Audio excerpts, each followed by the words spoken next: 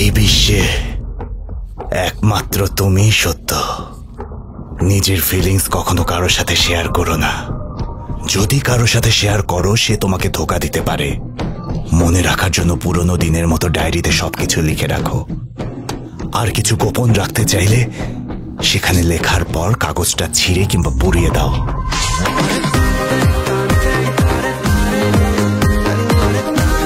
DJ দেখতে একদম ড্যাডির মতো। দুর্গাকে দেখেও আমার এমনই লেগেছিল। আমাদের মতো কেউ কারোর প্রেমে পড়লে তার পেছনের কারণটা কি হয় জানিস? তার লুক, অ্যাটিটিউড আমাদের বাবার সাথে মিল হওয়া চাই। বড় রাক্ষসকে মারার জন্য সৃষ্টিকর্তার সাহায্য দরকার হয়, কিন্তু মানুষের ভেতরের রাক্ষসকে মানুষের নিজেরই মারতে হয়। ওরা যদি অঞ্জলির ছেলে হয়, তাহলে ওদের চেহারা ওদের মামার মতো কেন হলো? আমি ওদেরকে মেরে ফেলবো। ও হ্যালো ব্রাদার, আমি যদি তোমাকে চিমটি কাটি তাহলে ওকে ব্যথা পাবে?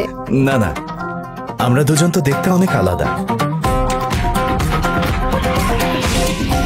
কিন্তু পুরুষরা শুরুতে খুব ভালো থাকে, কিন্তু পরে তাদের আসল চেহারা বের হয়। তোমারও আমার মতো প্রাইভেট লাইফ পছন্দ নাকি? হ্যাঁ,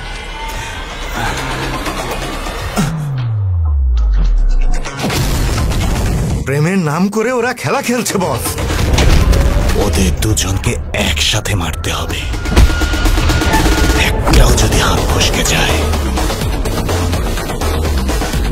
তাহলে আমাদের মেয়েরা বিপদে পড়তে পারে।